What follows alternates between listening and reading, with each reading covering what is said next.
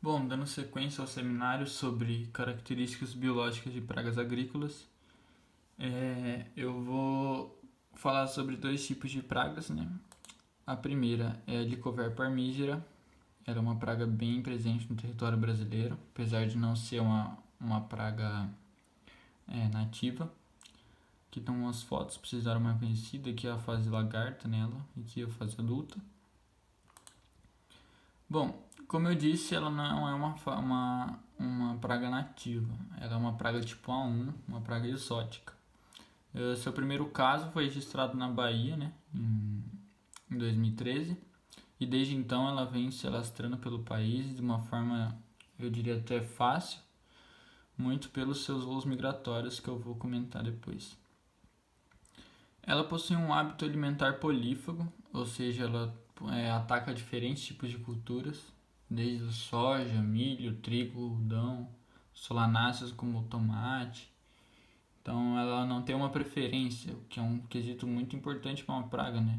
Uma praga que em qualquer meio ela vai se adaptar muito bem. Ela possui um alto potencial biótico, ou seja, ela tem uma grande capacidade de reprodução e de sobrevivência. Ela apresenta plasticidade ecológica, ou seja, ela tem uma alta capacidade de adaptação em diferentes condições ambientais. E também em diferentes sistemas produtivos, como eu disse, né, que ela tem um hábito alimentar polífago. Então ela é uma praga bem resistente. Como eu disse, os voos migratórios dela são um dos principais fatores, né, eu diria, para ela ter se alastrado tanto assim pelo país, pois elas podem chegar até 1.000 quilômetros de distância, né? Ou seja, uma helicóptero lá de São Paulo pode vir aqui, para uma cultura aqui de Santa Catarina, por exemplo.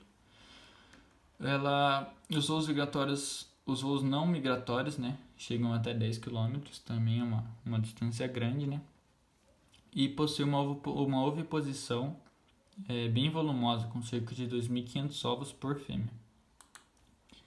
Bom, eu trouxe mais dois gráficos. Primeiro, eu vou falar desse daqui, que, como vocês podem ver, é o nível de dano da armígera na fase vegetativa da soja. Então, quanto a lagarta vai afetar na produtividade.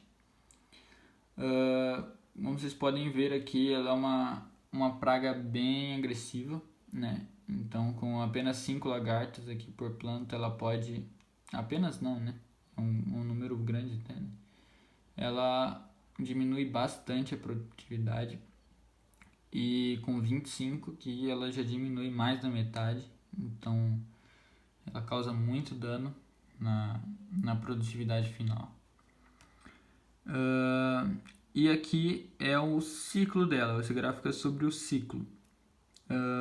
De ovo a adulto, ela demora de 35 a 40 dias, tem uma duração, né, de 35 a 40 dias.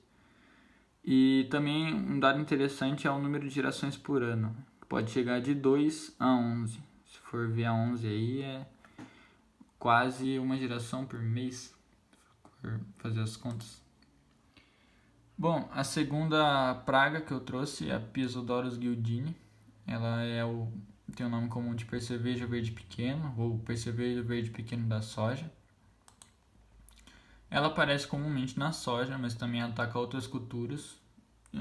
Já foi vista em culturas de girassol e algodão recentemente também. E ela ataca nos estágios de floração, normalmente. Porém, os percevejos em geral, o ataque deles, né, antes da formação das vagens, ele não causa perdas na produtividade, mas futuramente isso pode causar. Mas como assim? Bom, tem um gráfico mais pra frente que eu vou mostrar um pouquinho melhor, que mostra que esse período, por ele ter um ciclo, né, bem rápido de 25 dias, nesse período eles têm um aumento populacional, eles têm um aumento populacional bem grande. E isso futuramente pode prejudicar bastante, né, a cultura, principalmente da soja. A atividade alimentar aumenta a partir do segundo instar, né? Então ela começa bem cedo e aumenta, né, gradativamente conforme os estares até chegar à forma adulta. E também pode ser transmissor de patógenos e distúrbios fisiológicos. Um distúrbio fisiológico que também é bem associado à atividade alimentar dela, né, é a retenção foliar. E ele é o percevejo que tem o maior índice de dano na soja. Esse dano ele é levado em conta como um tamanho na lesão, maior profundidade que ele chega na planta, que ele atinge, né, na planta, a ação das enzimas salivares dele, então varia, né, conforme os percevejos, e esse é o que mais afeta. E a oviposição dela é baixa, né, de 31,1 ovos durante a vida toda, que é uma média, né, e então é isso. Aqui tem os outros gráficos.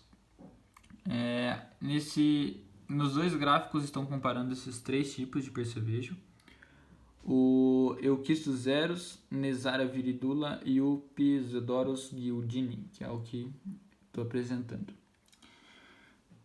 Esse primeiro gráfico aqui ele mostra a profundidade do dano que ele causa na planta, como eu disse anteriormente. O Physedoros é o que vai mais profundamente, então logicamente é o que causa mais dano. E isso dá para ver bem aqui, em perdas em gramas da planta por dia, né, causada por um percevejo. Ou seja, um percevejo que está na planta, ele pode causar, aqui como você pode ver, o nosso Physedoros guildini pode causar uma perda, né, de 0,21 miligramas, 21 miligramas, né, de planta, na planta. Opa, passei aqui. Bom, levando esse dado, aumentando esse dado, fazendo algumas contas, né, como eu disse, um indivíduo ele causa 0,21 gramas por dia. Se passar isso para 1 hectare, ou seja, se tiver um percevejo em cada planta em 1 hectare, ele vai causar uma perda de 2,1 kg, né, por hectare por dia, que é um número já considerável.